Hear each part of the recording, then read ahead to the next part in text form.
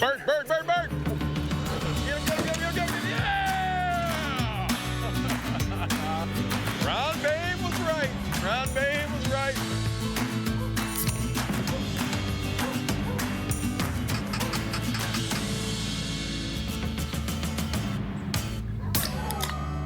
I'm feeling spry.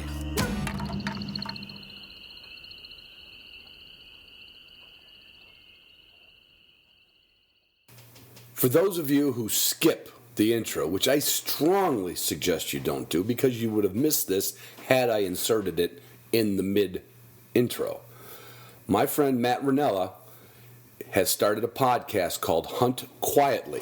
He's released his first episode, and I believe you can find it on his website, huntquietly.org.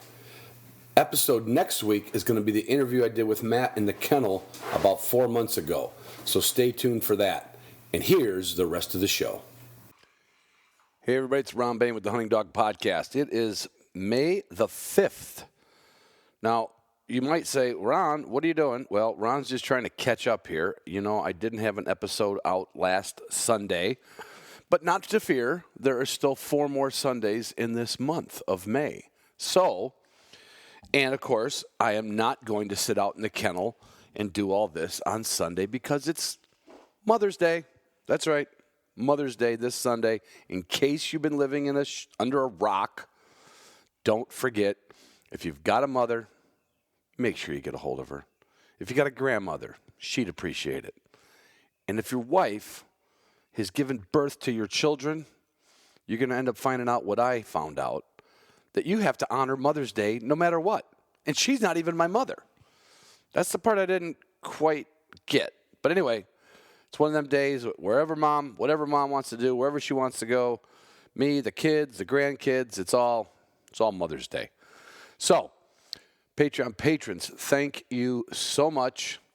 We had a very disrupted Zoom room from Virginia. My bandwidth on my Wi-Fi hotspot was just terrible. That after I used it to watch a bunch of Netflix movies while I was in Virginia redoing our house down there, they throttled back my speed. And turned out I could only do the Zoom room on audio. But anyway, we still had a lot of fun. We covered a few subjects. We had a few drinks. It was great. And that was coming to you live from Beer Mountain. Yeah, and that was live, just like twice a month on Thursdays. Now, that is subject this month to a little bitty change. So just beware. I've got a busy May and June. We might move that a day one side or the other. We're not sure. Hard to say. But that's the place where patrons can come to ask questions, meet other patrons, share some pins, share some stories, share some knowledge, drop some knowledge in some cases. And you only get that if you're a Patreon patron. That's the only way you can get it. And, of course, there is another tier to Patreon, and that is the HDP Talk, which I put one out a week ago. And I got another one. I got a doozy coming up here. Look forward to sending you that. And that's the extra content. That's kind of, we call it Ron Uncensored, basically. But Pike Gear, my title sponsor, wants to let you know if you are in the Mitten area, or let's just say Chicagoland area, northern Indiana, or if you just be happening to coming up to open up your cabin this weekend, Saturday, May 14th from 2 to 3 p.m., they're going to have gourmet tailgate lunches on us. Now I'm reading that. On Pike Gear. That's right, the Michigan Upland Experience. Joe Swanky and Stephen Roddick will be doing gourmet stuff with Brent, and Brent will be making his famous smash burgers for lunch. You might see me there. I've got a busy Saturday getting ready for Mother's Day, but I'll probably pop by there for a short spell just to say hi to everybody too. So go to Pike Gear's website. They're going to have all their gear there. You can try it on. You can kick the tires. It's at, well, you can go to Pike Gear and find out, but I'll just give you the address in case you're one of those folks. It's 976 Judson, Norton Shores, Michigan, 49456. 12 o'clock to 3 p.m. It is the Pike Gear Michigan Upland Experience tailgate. Sounds like fun. It's like I don't even have to be there to, talk about anything. I could just go there and get a smash burger. Anyway, that's going to be a lot of fun. Almost as much fun as getting your Onyx Elite subscription. Now, I never mentioned Onyx Elite. You can save 20%, which you can save anywhere. I would love you to use the promo code HDP20. That way, my friends at Onyx know, like, oh yeah, Ron's listeners are buying it, or they have bought it, or they're renewing it. But there's a new game in town. I shouldn't say it's a new game. Onyx has a program called Onyx Elite where they partner up with companies like First Light, Mossy Oak. I can't think of any off the top of my head. There's quite a few of them. And what they do is they work out some really sweet deals between those companies and their Onyx Elite members. And what that means is you've got all 48 states or all the coverage in North America that you can get. And really proud to announce that the Onyx Elite has courted the Upland Institute. I say courted because, it's kind of like sitting on a porch swing and, are we going to hold hands? Are we put our arm around each other? Or are we going to be partners? Well, we are. We have a 3-year partnership with Onyx Elite members. They can go on their Onyx Elite account and get to watch some of the actual training segments from the Upland Institute. And then with that, I'm not even going to talk discounts because it's, we don't want to break the internet. But anyway, if you're not an Onyx Elite member, think about it because there's a lot of advantages, like with First Light, Mossy Oak, and now the Upland Institute. And so check that out. It's just a great kind of, I don't want to say honored, but glad to partner up with a sponsor who's supports every podcast, every conservation group, everything. And now they support the Upland Institute. I guess that's the way of looking at it. So check it out. If you're not an Onyx Elite member, get it now and save some money on everything. And you'll get emails, and it's anyway. Okay. That's almost as good. Well, all right, probably just a little bit bigger news, but Weatherby shotguns, the Orion. I just read an article in Gundog magazine. It was about the Orion matte finish, the exact gun I've got. If you don't have I just read that. I just got that issue. Where did I put it? Oh, it's under my slippers over there. Great article on the Weatherby Orion shotgun. Boy, I would love to tell you more, but I'm sworn to secrecy. Just sworn to secrecy. That's all I'm telling you. You know where that's going, but check out Weatherby shotguns. You can check out Weatherby rifles too, but you can get a discount on Weatherby shotguns. Now that's pretty cool. And every listener can use the promo code HDP and get a discount. That discount fluctuates even. So check it out. And if you're in the area in Sheridan, Wyoming, you can go right to Weatherby and buy a gun. You can't do that anywhere else. Yeah, nowhere else. Boss Shot Shells, they do not have a promo code because they possibly could not make better ammunition and sell it cheaper. They work unbelievably hard to give you the best value in non-tox shells out there. So you show the birds who's boss with Boss.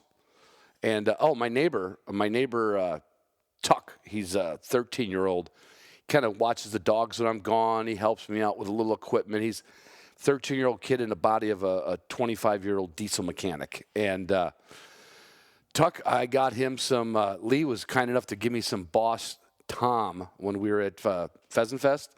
And old Tuck. It's a cool name for a kid, isn't it? Tuck. It's Tucker, but we call him Tuck. Tuck got himself a nice big old Tom turkey out on the, as we call it, the airstrip out in the woods. Anyway, using Boss Toms. Yeah. And then I am sure Tucker's going to hit me up for some Walton's spices because they have everything but the meat, and Tucker's got the meat. So use your Walton spices, use your Walton slicers, dicers, mincers, pinchers, quinchers, cinchers, and vacuum sealers because they have everything but the meat, and you got the meat in your freezer if you're a half-ass hunter. If you don't have Purina, well, then you're only a wannabe, okay? I get it. Like, Ron, it's not the only dog food in the world. No, it's not. It's just the best and the one that supports what we do more than any other dog food company out there. And the perfect, especially if you got one dog, the perfect thing to do with that bag of Purina Pro Plan is to put it in a Gunner Kennel food crate. And here's the exciting news. Finally, the food crates are back in stock. You talk about COVID screwing up supply chains. They were in a panty wad. But finally, supply chain is not interrupted, and the Gunner food crates are back on the market. And we're going to be doing a Gunner Kennel giveaway every quarter with a kennel and a food crate in the last 3 quarters of this year. Yeah, because they love us. And they got the best product in the world. Why wouldn't they love us? We have the best dogs. They have the best products for the dogs. If Gunner made e-collars for dogs, Garmin would be out of business. But they don't have to worry about it because they stay in their lane. Garmin owns the lane of the best canine dog training and navigation equipment out there. Hands down, period. Enough said about that. Canine Athlete makes the best supplements for your dogs. And honestly, the parent company, Wilderness Athletes, they make the best damn supplements for me. I was working my butt. I mean, well, it doesn't look like it fell off, but I was working my butt off for about a week in Virginia, getting ready to, we're remodeling the house down there. And if I didn't have my Wilderness Athlete, my Hero, my Hydrate and Recover, my Energy and Focus, I wouldn't have got dick done. At my age, putting in plank pergo flooring on my hands and knees all day, Jesus, I don't know what I would have done without Wilderness Athlete. And I don't know what you'll do without Canine Athlete for your dogs. And then when you're looking for all this stuff, maybe not all of it, but a lot of it, especially your Garmin products, you go to W Hunting Supply because if I get one more email, I think they're going to make me a gold sponsor next year. Everybody hears me talk about the service, and then they actually call out there and find out that they're really dealing with dog people.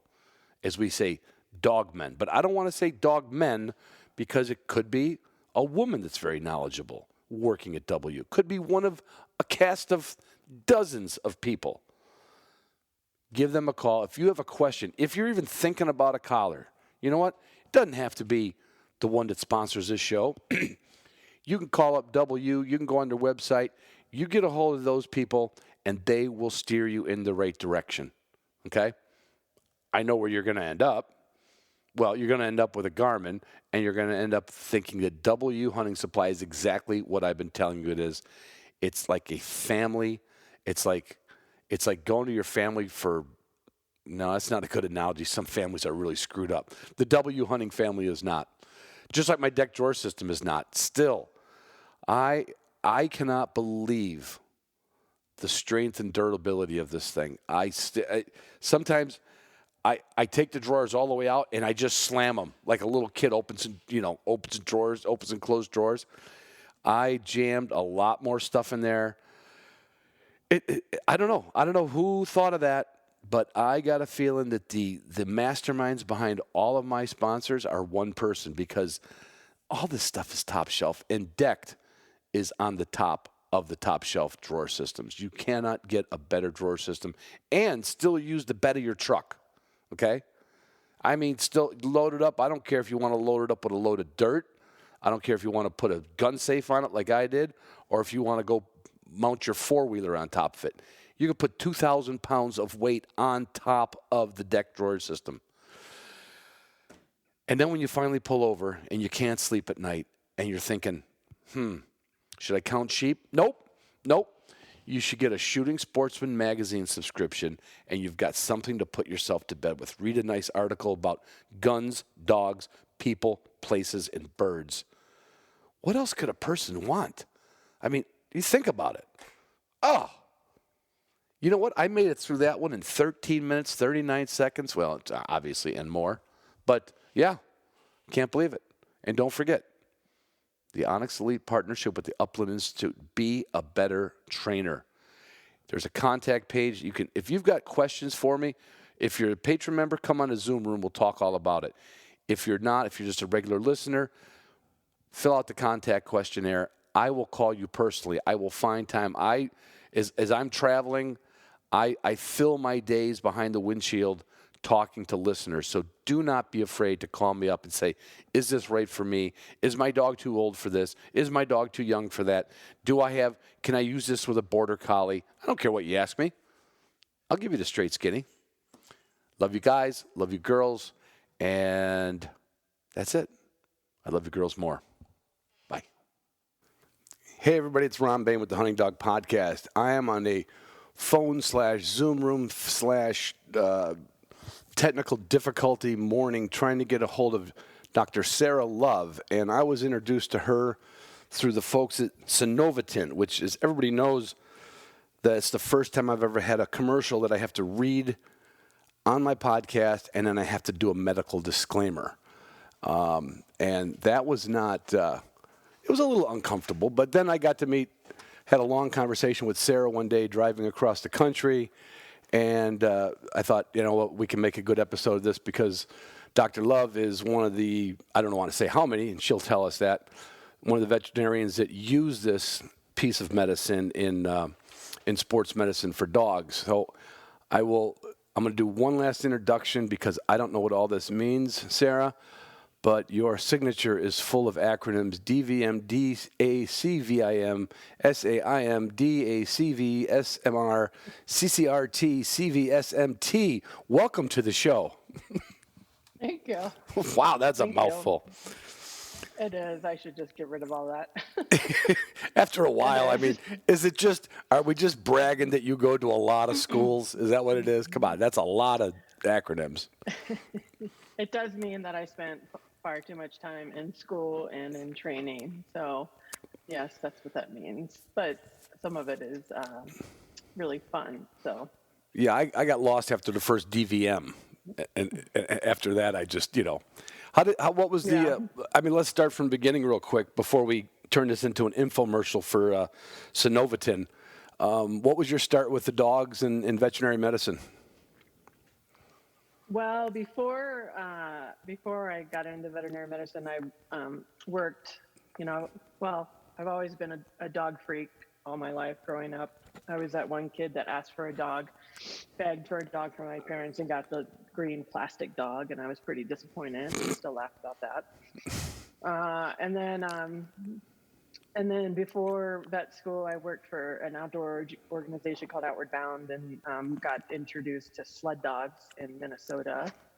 And then from there, was fortunate enough to work with sled dogs before and during veterinary school. So that was my introduction to working dogs. And from there, it just grew quite a bit into more dogs. More working dogs, many types. And that's my primary caseload now are sports, canine athletes and working dogs. I'm getting more involved with law enforcement dogs now as well, which is pretty cool. It's very neat. As a side note, do law enforcement dogs, I know the obedience training is high level, which of course in some field trials and hunt tests, there's high levels of training, but the physicality of let's say the sled dog or the field trial dog, does the police canine come into that kind of physical training? I mean, like the endurance type training, or is it more just to make sure they're sound? Yeah, no, it's interesting you say that because some of us are trying, yes, it does come into play because some of us are trying to introduce that into the world of military working dogs and law enforcement dogs. So I have a few conferences this summer, fall that I'll be speaking at just for that population of dogs, and introducing concepts, things that we've already heard about in human physical fitness, just cross training and conditioning, endurance and balance, awareness, proprioception, strength training, all that. Yes, it definitely comes into play. Yeah, because I think of service dogs like that, or I don't even know if that's the right name. Protection dog or police dogs. I always think of them on a leash. Unless it's on that one show.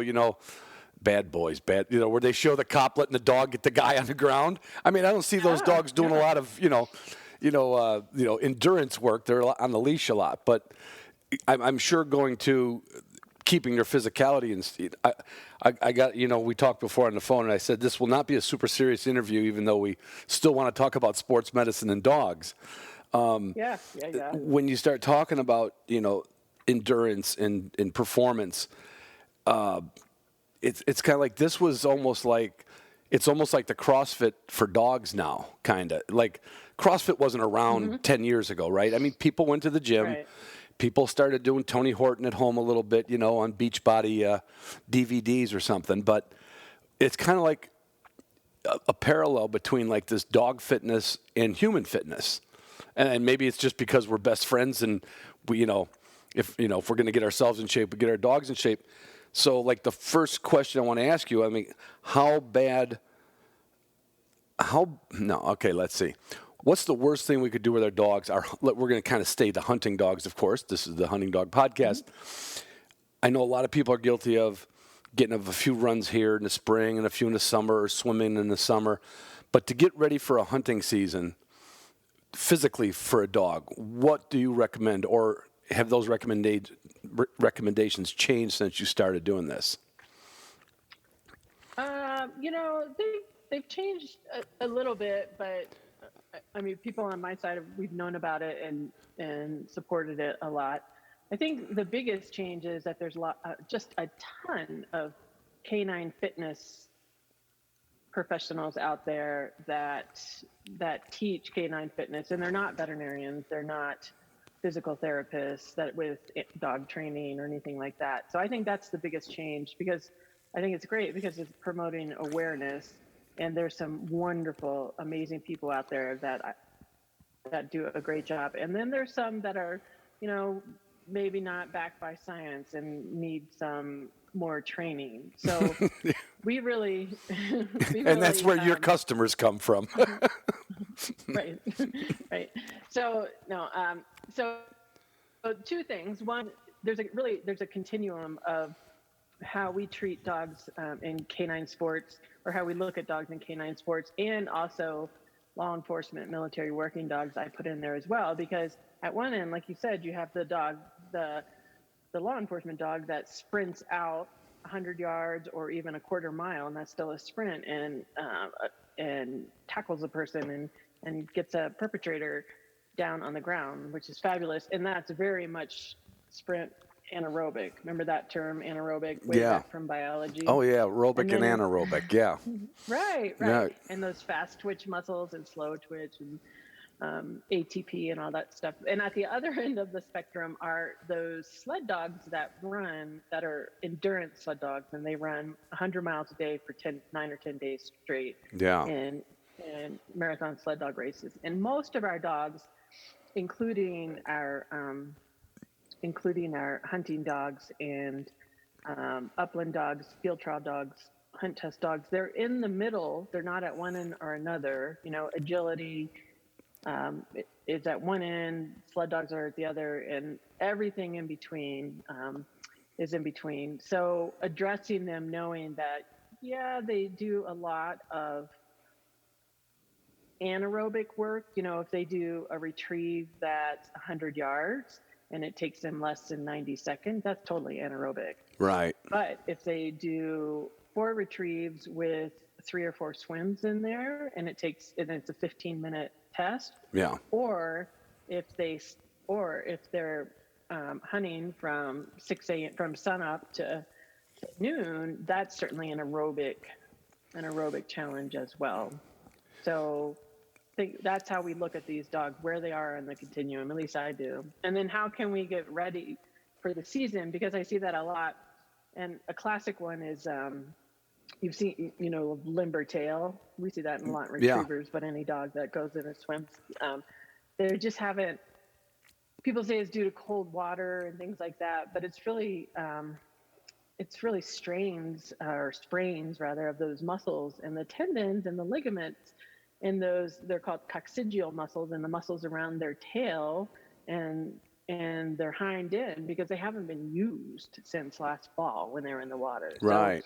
So they have extreme muscle, soft tissue soreness. So we can really think of trying to get our dogs ready for the season based on some pillars we have for conditioning, which is an overall term, and it's cardiovascular or endurance training, strength training, balance or proprioception training, flexibility. And then I also include in there warm up and cool down as part of those pillars or foundations.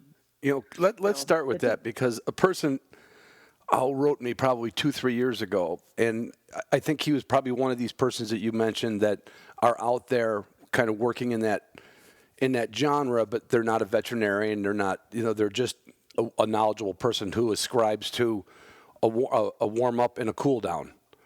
And when the first time he said it to me on the phone, I was like, I don't know if I can make an episode out of that, because I'm from that, drop the tailgate, back in the day, lucky enough to get the collar on the dog, and boom, there he goes. It was like, letting a calf up that you just roped, And so what should that, if you could swipe your hand across the dog world, what should that look like for people getting a dog kind of warmed up and I shouldn't even say kind of, let's just say warmed up before performance and cooled down afterwards? Because I guarantee that's something a lot of us, me, do wrong. Yeah, I'm totally guilty of it too, of getting the dog off the truck and running them after walking 20 yards to the line. So I totally get it. So I have this little mnemonic that maybe I should patent or something. And I think of 5-4-3 warm as can be. And so 5 minutes of just a steady, constant pace walk. So I'll let a dog out, let them air, let them read the P-mail, sniff around, that sort of stuff. And then if they can go on a 5-minute walk, they can be off leash as long as they heel with you. But most dogs just are on lead. 5-minute walk. This is in an ideal world, I know. And then so after that, 4 things, or 4 minutes is a little long, but 4 things that will give them a preview of work. So that's the important part, is preview of work. So for example, I'll just, in most type of hunting dogs, all these dogs are familiar with bumpers. I'll just tell the handler to hand throw a bumper 4 times and make them get that bumper from sit, and not just let them continually just stand up and pick it up, because it does a couple things. It obviously gets their mindset. They know, but it gets their mindset into retrieving or short bursts of run. But it also gets them from a sitting position into that kind of explosive or semi-explosive start. So for whatever, that is a preview of work. Bumper throws, or maybe in dogs that jump a couple little jumps, just really low jumps, or just maybe 4 minutes of quartering for an upland dog. And then 5-4-3, 3 minutes if they can do any type of active stretching. We really don't do much passive stretching for a warm-up, or any actually, because it's been shown that it can do more harm. So some sort of active stretching, and a great example of that is a dog putting its front legs on a tailgate, or a height lower than a tailgate, and just stretching up. Even if they put their front feet on you. Yeah, that's right. That's right where I went to. It's like I'm one of those people who let the dogs come up, and I give them a little, how you doing? So that in itself is not bad for the dogs for a stretch. Then gets their. Now, what would that stretch out? Just their hamstring? I guess. Does the dog have a hamstring, or an equivalent of a hamstring? So think of it. Their front legs are on your chest. So they're stretching, they're stretching from top to bottom. They're stretching their neck. They're stretching their shoulder extenders, which is different in humans. They're stretching their back and abdominal muscles. They're lengthening them. Yeah. And then they're stretching really not in that position. They're stretching their quadriceps, Right. and their hip extenders in that position. Right. So, So three of those is what I say, just to do some sort of active stretching. now I got a feeling that I'm not going to pull up.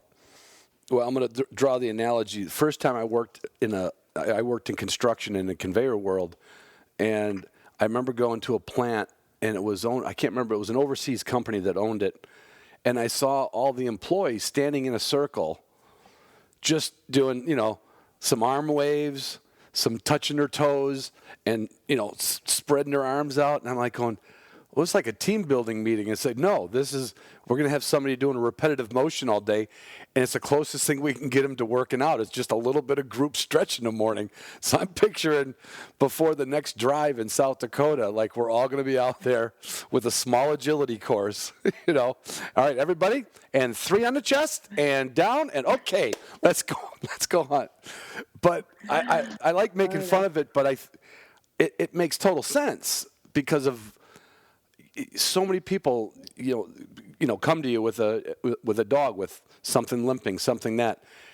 But I don't think we've ever thought as hunters that it's just bone and muscle like it is for us, and no more than an athlete would take a sprint without stretching. But yet we've always let our dogs do it. We kind of figure that, Mother Nature figured that out for us. But, apparently not. Not really. No. Not really. That's why wolves only live to be 5, right? Right, exactly. And I totally agree. It's not like we have to do power step aerobics before day or morning in the field, but getting some sort of warm up that's appropriate for what that dog does, and it doesn't have to be certain exercises or things like that. But you're exactly right, because it is repetitive stress that causes these dogs to get injured far more likely than traumatic things. I mean, we know cruciate injuries are degenerative, and so there's a lot that goes into that, right? Degenerative or repetitive, genetics, environment, things like that. But I mean, by far in hunting dogs, if I take away cruciates, the most common injuries I see are to the shoulders. And those are purely just pounding, repetitive stress injuries. Right. And, something this is a bit of a rabbit hole, but when you say, I remember somebody told me how well there was a dog that ran in a test that I was judging, and it lost its back leg. It tragically had taken a nap under its owner's truck, right? And it broke its back leg so bad, the vet said, no, we're not going to, it was just bad, right? And the vet suggested just taking the leg off, and he told the guy, he says, trust me, this dog will get around just fine with 2 front legs and 1 rear leg. Because dogs put, 60 or more % of everything is on their front legs? Isn't that kind of the math on that? It is. Yeah, you're exactly right. On average, 60% of their weight is on the front legs.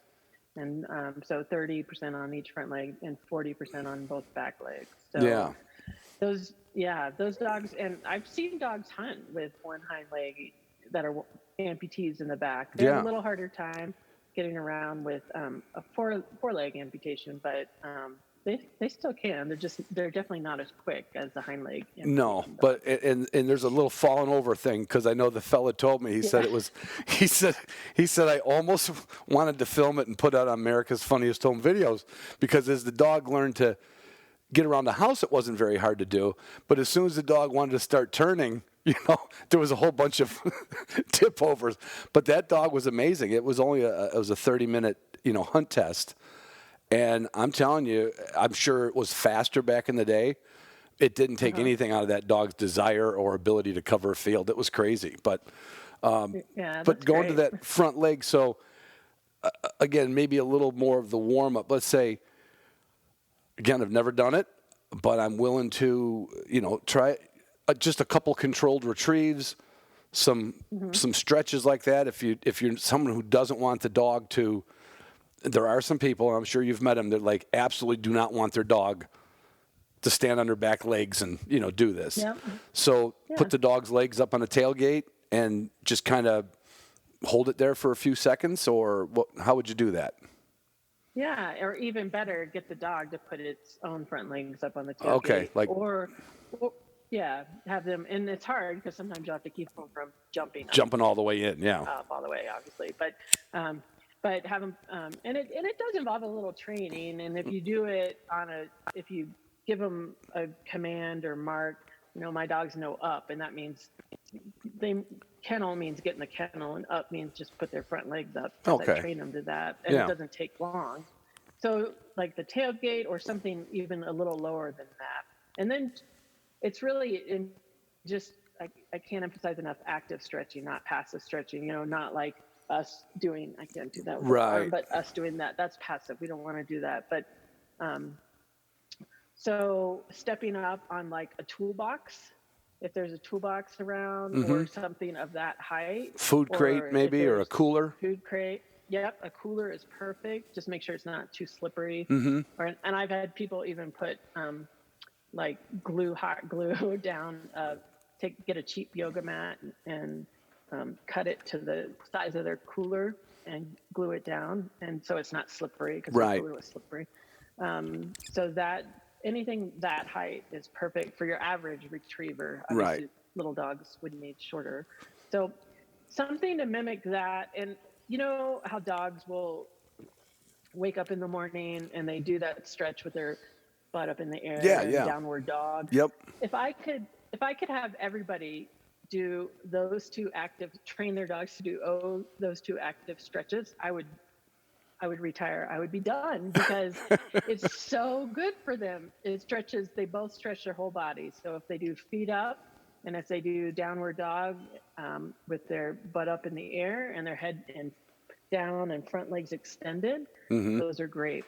Those are great stretches. And you can do that. That's a natural stretch that every dog knows, right? I mean, kind of. You see everybody's dog, not every time they get up, but you'll see dogs that have been laying there and they're I mean, it's like we don't take care of ourselves that good. We just get out of the chair and limp, We don't even try touch. We don't get up and say, you know what, I probably should touch my toes first. No, we just start walking, Yeah, we just go and limp. So anything to mimic those two stretches is great. What would you, if someone wanted to carry it a little further but not, be ridiculed by his hunting buddies, what else would you have them do or is that enough stretch, the butt up and the arms up? I mean, does it get more involved than that?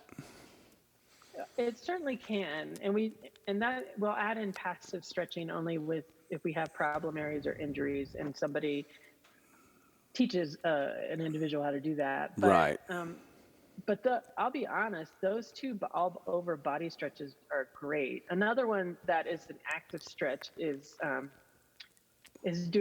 your dog do figure eights. You can have them have them heel with you, either like set up 2 cones or 2 coolers or 2 dog crates and kind of close, and have them just heel around with you in a figure eight. And that's a form of active stretching. Or they could do figure eights between your legs, or I have to lure my dogs with kibble. They won't just do it. Right. That's another great way to do active stretching. Just a small constricted figure eight, that just gets some of the different little muscles that you don't use normally, right off the bat? Yeah, some of the little and some of the big ones. Okay. Just gets those big back muscles moving and turning. It's a great active stretch and warm up for them as well. Part of a warm up. I'm going to bring that to the training group tonight. Okay, so all right. I'm telling you, we're going to have a healing circle, but I'll try a figure eight circle, and I'm going to tell everybody, because this episode will probably come out because you and I know we've only had about a month trying to get our schedules together, and you're leaving for another clinic somewhere in Texas, but. I'm going to bring some of this up tonight to the training grounds because I can think of 2 dogs there that could use a good stretch. Now, that tied in with, I shouldn't even ask a dumb question, but I'm known for them. Weight management in a dog, is it as or more important as it is with us, being that we're kind of asking them to always be an athlete. Even if we don't run them a lot, we always expect them to run a lot. Yep. Does the weight come into it like a heavier multiplier than it does a human?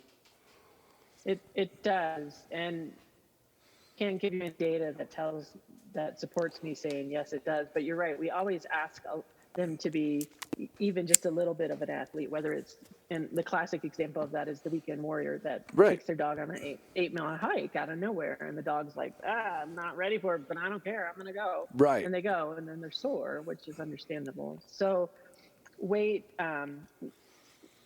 body condition scoring is amazingly important because of that reason, and two, of our athletes and our working dogs, we ask far more of them than we did 10 years ago, much less 20 years ago, 30 years ago. We ask so much. So if you look at a body condition score chart, there's a lot out there. Purina has a great one that most of us follow. It's 1 to 9, 9 being morbidly obese. And sometimes I'll be like, oh, that dog's like a 10 out of 9. He's like, but and 1 being just a skeleton.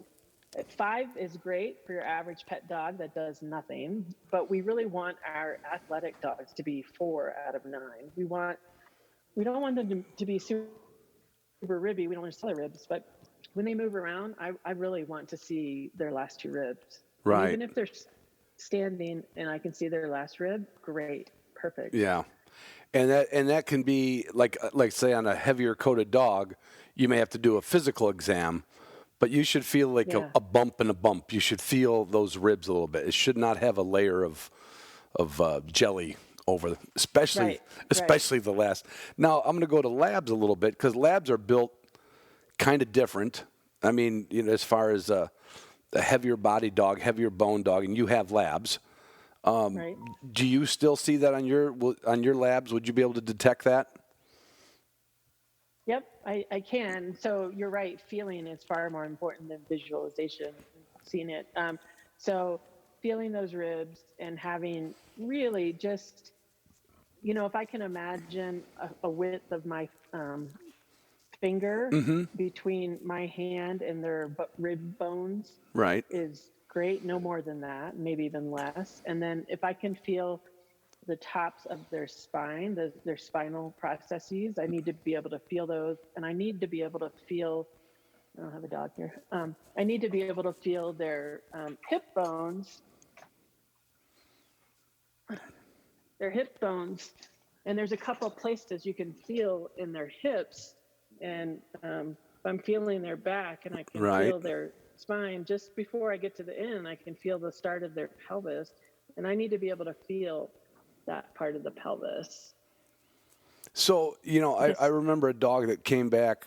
Well, he ended up with a broken pelvis. But now when he came back, he looked like he starved to death.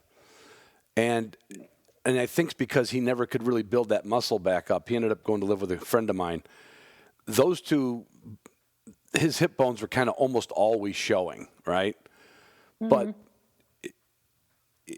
when I see someone's dog with the hip bones showing, I get I'm like, oh, might be a little too skinny.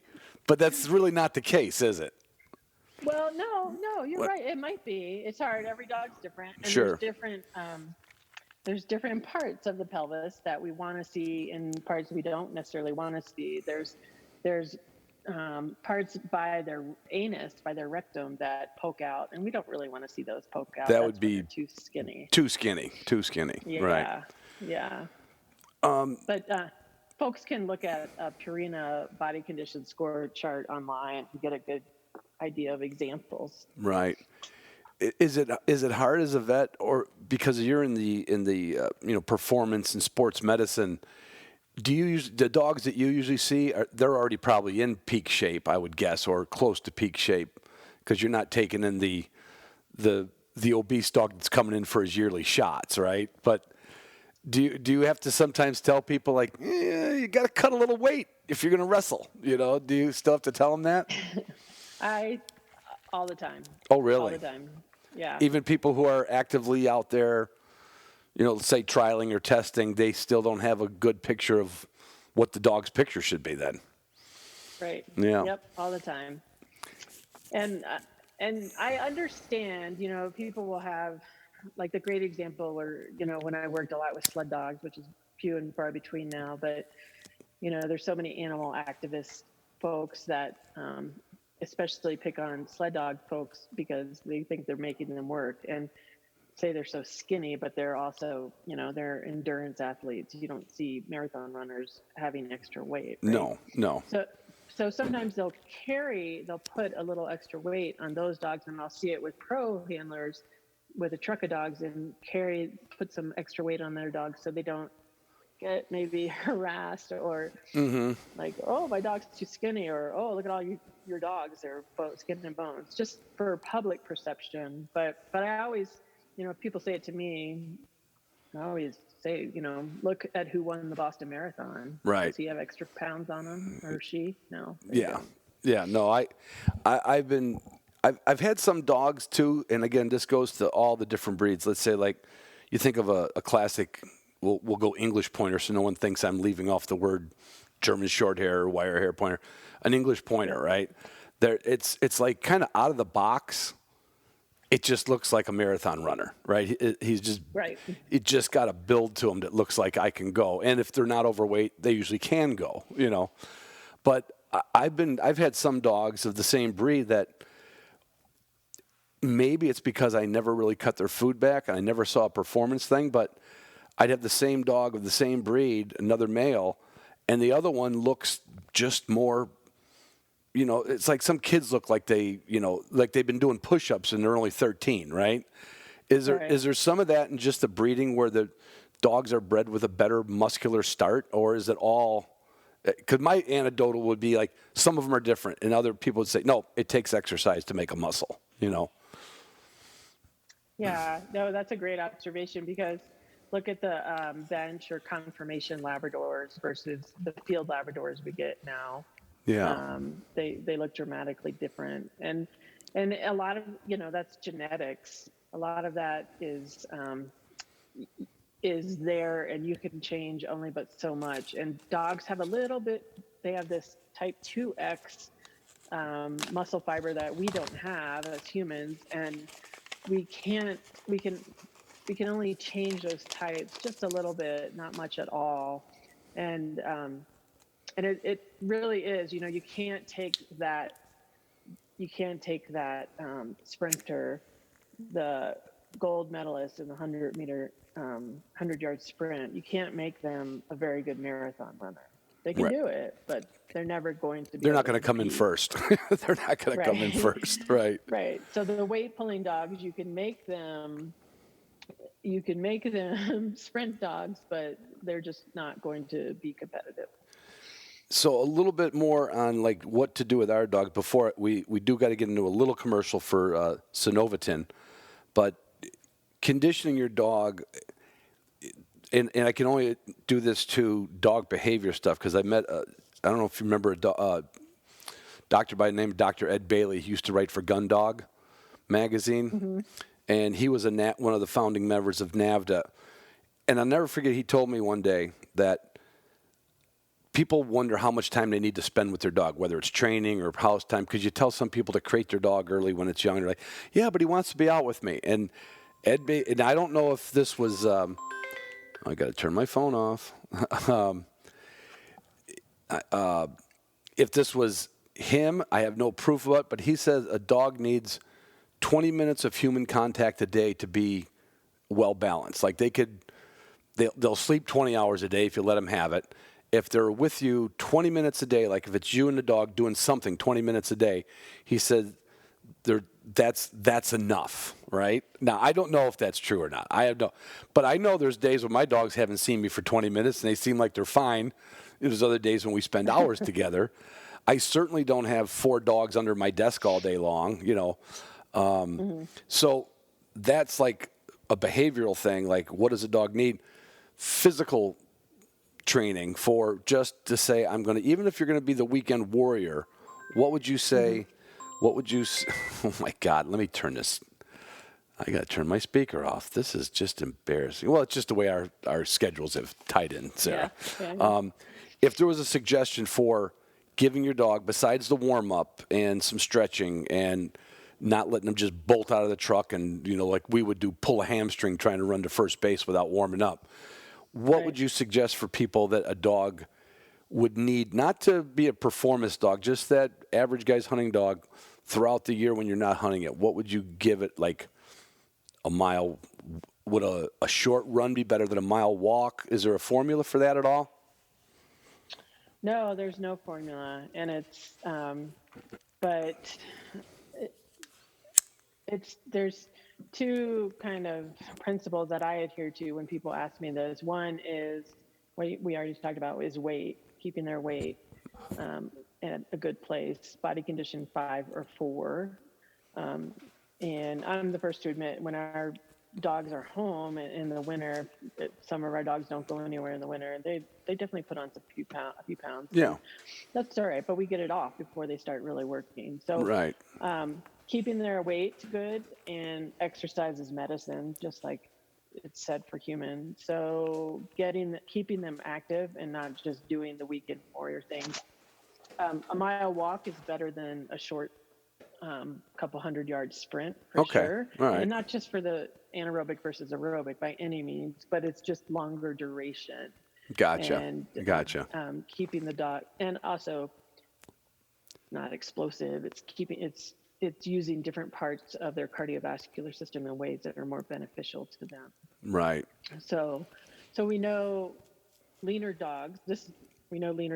Thinner dogs live longer through those papers that show age-matched litter mates, the ones that were fed less and have lower body condition score. Yeah, they live longer, and we know that exercise can help our dogs live longer too. So that's what I really tell people, and keeping them just consistently active, and then ramping that up when it's coming to training or hunting season, and ramping it up in a way that makes sense, just like we wouldn't go run a 10K tomorrow if we haven't done any work up to that. Right. So, and really adhering to that 10% principle, where don't increase any more of their workload, more than 10% a week. Right. But so to be really fair to the dog, if you're going to take your first trip out in hunting season and you're going to expect, I hate that saying, oh, this dog could hunt all day. You know what I mean? Because if you got an out of shape dog, it ain't hunting all day. It's no more than no more than I'm going to hunt all day. But you want to build it up to a point, like before you take your dog on a 2-hour grouse hunt, you should have been having your dog on X amount of half hour, like getting him ready, just like he was going to an athletic event. Yep, exactly. And it's not just it's walking that mile, walking that few miles with the dog, and it's other things that I had mentioned earlier. Strength, they can do some strength training and some flexibility things, or I would put the next order of priority as balance, or what we call proprioception. So proprioception is not just balance. Proprioception is us being able to, or your dog being able to walk without looking at its foot for every step, where they're going to place each foot. So knowing where their body parts are in space. So there's some simple things that folks can do at home with their dog, which, going back to that behavior question, I like doing these things because I think it builds my bond with my dog, and I am no behaviorist whatsoever, but I like to do those things with the dog that are a little different than just maybe field work, because they're like, oh yeah, so this is no pressure work. There's no pressure whatsoever, and every once in a blue moon I'll give them treats, which don't tell anyone else, but I do. Okay. And it's not very often though. And but just things like having your dog stand on the ground, and then work your way up to something like a mattress, or even eventually a peanut ball, something really unsteady. That's way down the part of the line, but lifting one leg up and having them stand on 3 legs for 30 seconds. That sounds really simple, but it does. It activates different muscles in their body that different postural muscles, say in their other foreleg that you lift up, in their core, their abdomen and back, their core muscles, and their hips and hind. And then you can add in things like just tapping the dog gently. You don't have to do it hard, but it's called perturbations. You're just adding in, so you're knocking the dog a little bit to not put them off balance, but just so their body has to adjust. That reminds me itself. of when I did yoga on a surfboard in a yoga class. Oh my gosh, how'd you do that? It wasn't easy. And the instructor said, you think this is going to be, and I kept telling her, I said, I have excellent balance. I climb in steel all the time, right? And I'm telling you, like 5 minutes on a board that was not stable, little muscles hurt down my legs that I never felt. So that resonated with me. So getting that dog to get on something that's like less stable, that makes me think of, you've probably seen this in some videos, or you might see some pictures in a magazine of people using a woe barrel, like it's an apple barrel on its side, but they'll put a piece of conveyor belt or carpet on it so it's not slick. And it gets the dog to, if he moves, he feels this like, it's rolling out from under me. And that's kind of a steadiness thing, but you could almost incorporate that into getting him to use those balancing muscles a little bit then. Yep, that's a great example of I'm bringing that one to the grounds tonight too. Yeah, and always start on solid ground. Right. Work your way up. Right. Like Not on a yoga board first day yoga class. No, I get it. I get it. I couldn't do that. No way. So before I lose you, let's get into the front end of the dog, which is where Cenovatin comes in. Can you give everybody a little spiel and commercial about Cenovatin? Yeah, I can. Cenovatin OA is it's made by a company called Exubrian, which I consult for, and I don't consult for many companies, but I like this product and I believe in it. So, and I've seen its value. So that's why I'm there. But anyhow, it's a joint injection, and not all people have heard of joint injections unless maybe they're in the horse world. The equine medicine world uses joint injections far more than we do.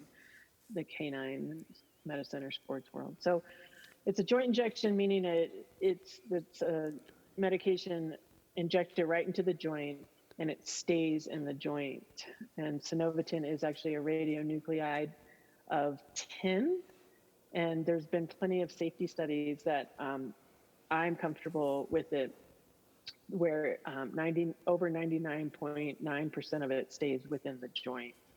And so it goes in the joint, and the molecule, excuse me, it will engulf or eat up those inflammatory cells. And inflammatory cells, when you hear inflammation, it's just too many white blood cells. And there are many different types of inflammatory cells and types of inflammation. And within a joint, when there's osteoarthritis, the lining of the joint, it's called the synovium, those cells get inflamed, as well as white blood cells coming in and just being cranky and angry. And they put out their chemicals called cytokines, and they cause even more inflammation. It's like a cascade. And so Cenovatin will engulf these cells and destroy them. It's nice that it's safe. People hear radionucleide and they're like, what? Yeah, radionuclei kind of, like, ooh, is the dog's hair going to fall out? We don't, nothing like that. Nope.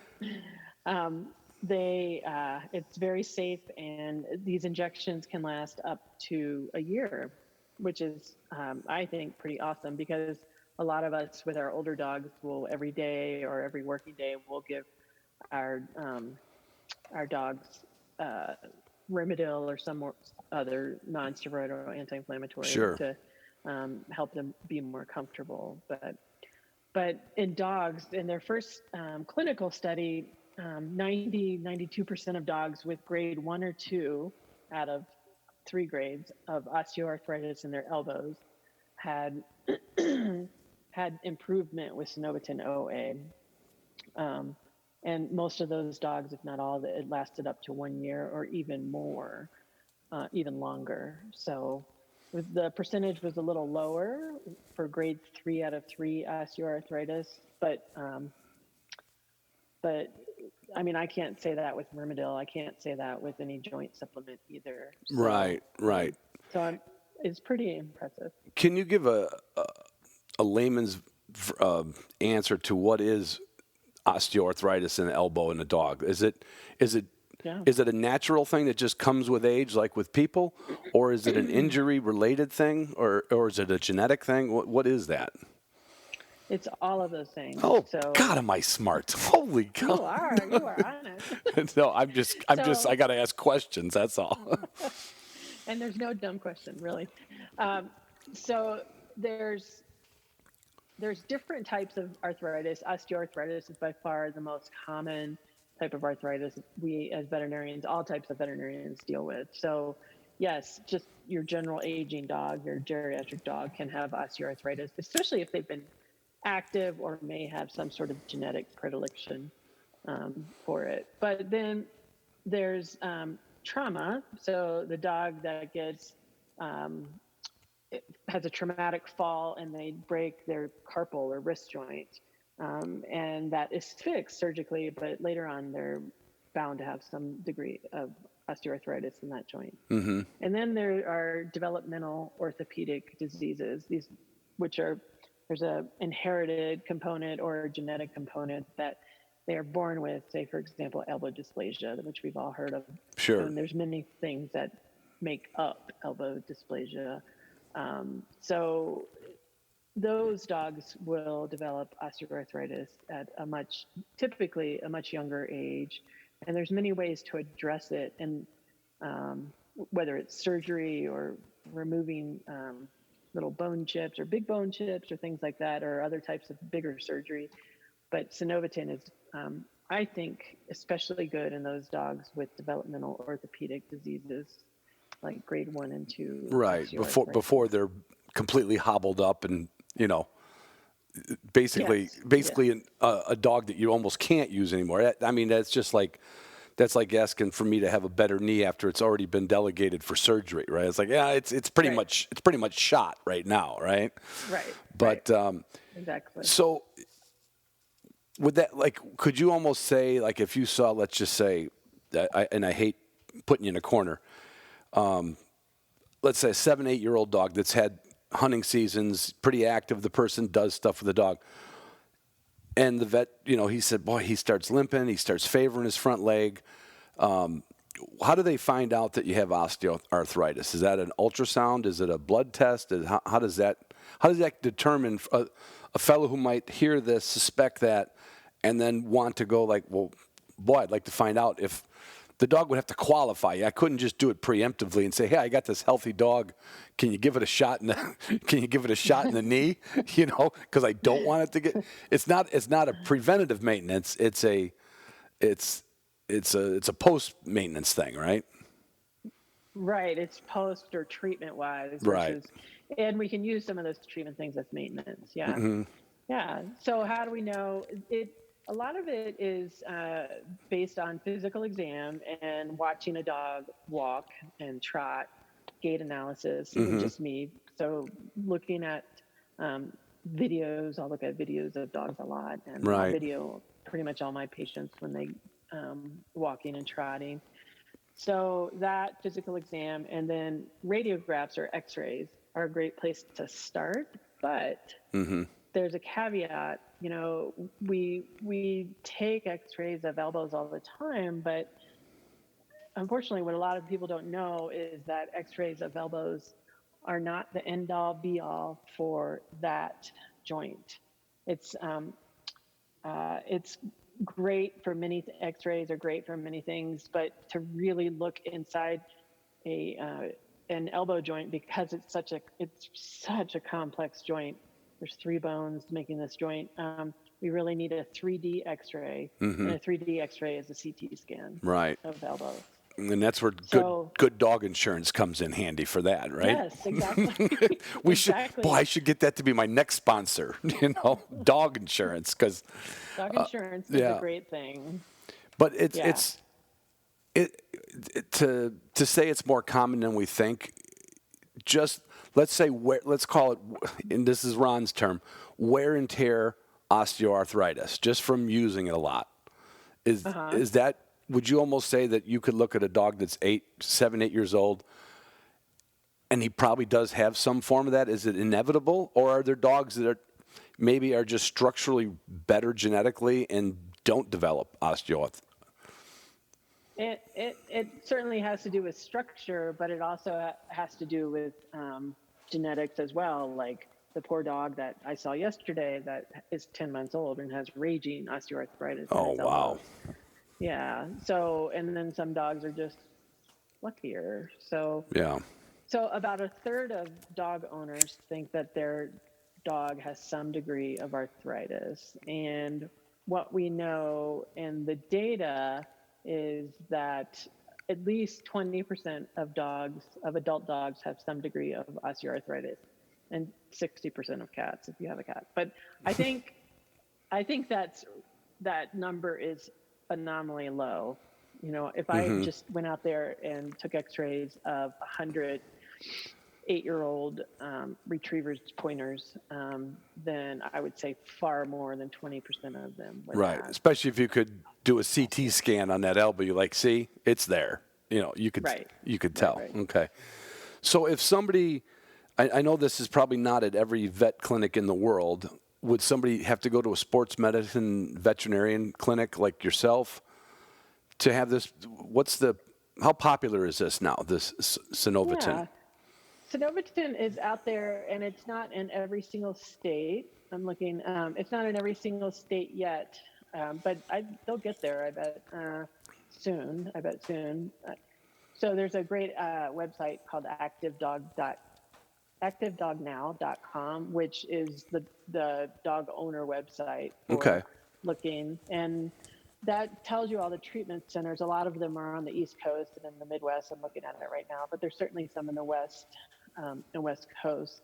And it doesn't necessarily have to be a specialist, but it has to be somebody who's specially trained to give this sort of treatment. Sure. And so people like me, sports medicine specialists, surgeons, radiologists, veterinary radiologists are people that use it, I would say, the most. And then there's also general practitioners that use it, that are trained to use it in their general practice as well. Yeah. So. Well, it'd be like there's vets that you bring your dog to if you want, back in the day, hip x-rays. Other ones didn't do it. Other ones were trained in how to do it. Doesn't mean that was their specialty, but they were competent to put the dog in the right position and get the x-ray done. So, so on that, what was the name of that site again? ActiveDogNow.com. ActiveDogNow.com. And that's like a starting base where somebody could find that help. Cool. Yep. Well, I'm hoping that I don't need it for any of my dogs in the future if I start doing some Now, to say this is a softball question, if a person did a little bit more stretching, a little bit more warming up with their dog, and it was a genetically sound dog, could we get by without Cenovatin by the time he's 12? Oh, that is. I mean, 12 is old. 12 is old for a dog. 12 is old. But I mean, there was a dog, and this is a digression. We're down to about 8 minutes before you have to go. So. No, Well, I don't want to. Hey, when I got to get to the airport and take a drive and everything, I don't want to be rushing. But I remember I went down to the Ames plantation about 15 years ago, and I saw a dog run, and he won that championship. And that's a 3-hour brace. Like there's no other dog competition in the world that's 3 hours long. And, the judges are on horseback, the guide, the scout, the owners. And that dog, I think it was, I'll screw that up, Miller's Silver Ending or Miller's Silver Bullet. It was a famous line of pointers. And I found out that dog that won that was 10 years old. Now, that's amazing. That's like a 50, 60-year-old guy winning the Boston Marathon, right? I mean, Right. But he probably started off with some pretty good genetics to start with, I would assume. But we can keep our dogs a little healthier by some of the things we said. Just the warm-ups, the stretches.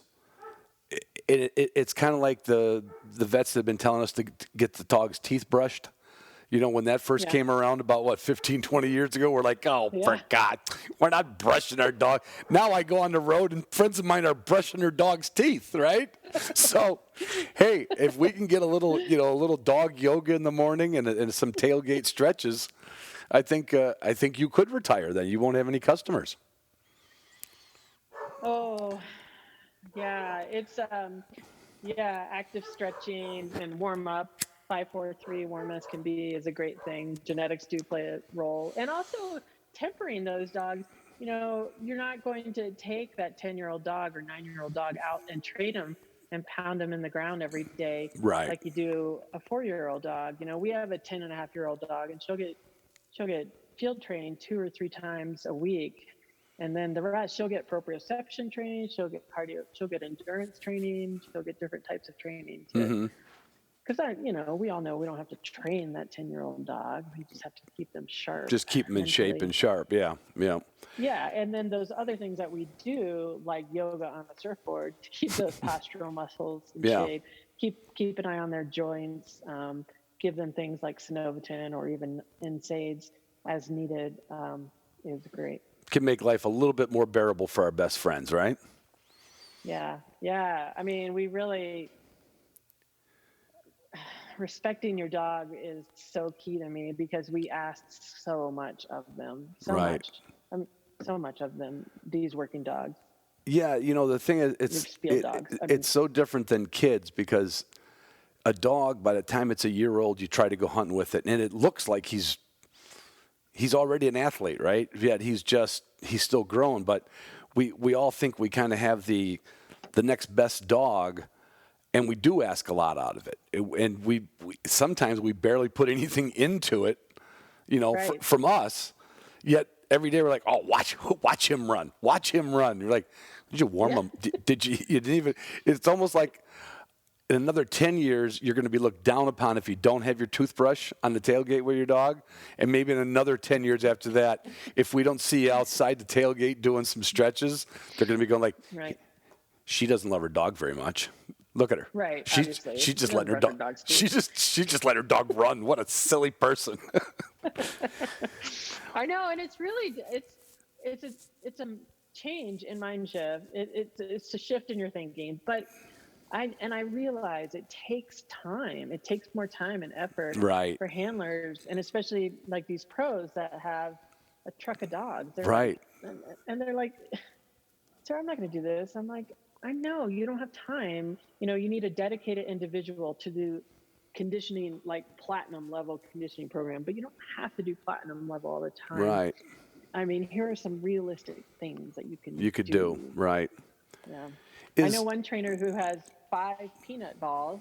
He trains his dogs, his field dogs, and he'll put all 5 of them on a peanut ball in a holder, each one, and time them. Now, peanut ball, is that like a big? What? Give me what a peanut ball is. It's a big inflatable ball that is in a peanut shape, and there's different sizes. Okay. And a lot of us will use it in a stand in a holder. So it doesn't roll over. Right. Yeah. Right, and I make it out of PVC, or I give people instructions how to make it out of PVC pipes in glue, and then you can use that to do lots of things, and that works on those yoga on the surfboard muscles. It works on, you can do some strengthening things on it. You can do several different things. Do you have any printouts and stuff like that, Sarah? On the peanut? I'd like to pass that along to some people. Well, how about this? I can put some things on my website, sportdogvet.com. Okay. I can put something on there and just some basic peanut exercises. And great. And yeah. That doesn't mean we get to eat peanuts. That means the dog is working out. Okay. And we're doing more than Ed Bailey says. And like I agree with you. I'll do stuff I've got a training table, 8-foot training table right next to me in the kennel. and I'm not always working a dog on it. But when I'm standing near that table, 4 dogs will jump on that table because they know that we've done stuff together. And they're just like, oh, Yeah. he's at the table. We're going to be doing something. So, I don't want anybody to think that 20 minutes is enough. But anyway, I was just trying to write the analogy to how much exercise a dog needs a day. It's the same with the peanut. You'll be walking by the peanut, and your dog will go to jump on it, and they can hurt themselves. You got to be careful. I'm like, no, we're not doing peanut with No. I will look forward to that. Let me know when you have something up like that, and I'll pass that along to my listeners and subscribers. Well, Sarah, sure. I'm gonna let you go. I'm glad that Cenovatin, and I said it wrong when we started. Cenovatin OA put you and I in touch, and for people who are suspecting that this is a problem or have had it diagnosed, that's something that they can start doing some inquiries about trying to get this for their dogs. And this is just for front elbows at this point, correct? Is that? Well, it's approved for elbows right now, and then in other states, it's really a state-by-state thing. In some states, you can inject any joint. In some states, it's just elbow. Mm-hmm. But there's a certain dose you can inject in a dog, and several states you can inject more than just elbows, like hips and other. Because I bet you people's are hearing this they're probably thinking, how come they're not talking about hips, right? Right. But well, that study's undergoing. The company has that study going currently underway now. Currently, yeah, for sure. Well, I think that's pretty exciting because there's nothing worse than not getting the years out of a dog, and some of it's our fault, but if some of it is genetic and there's something out there that can help them.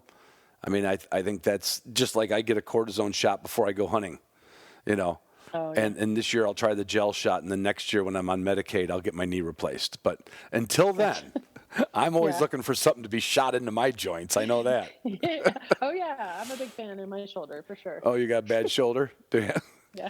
Probably some lab pulling you didn't know how to heal.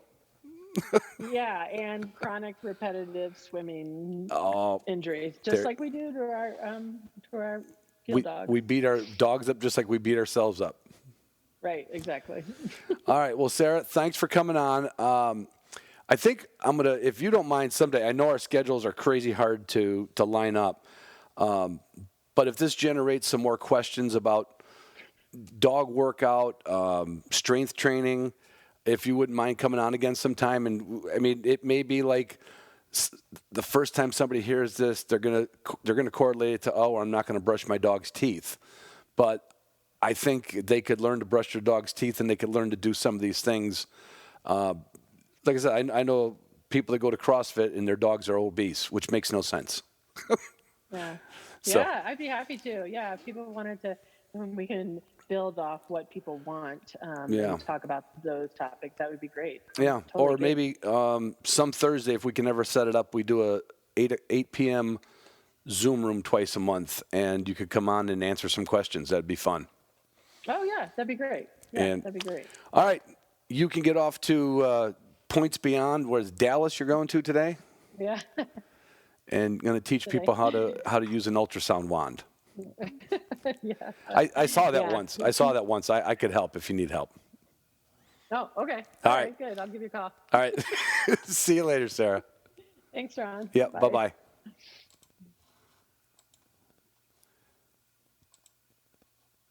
Yeah, there we go.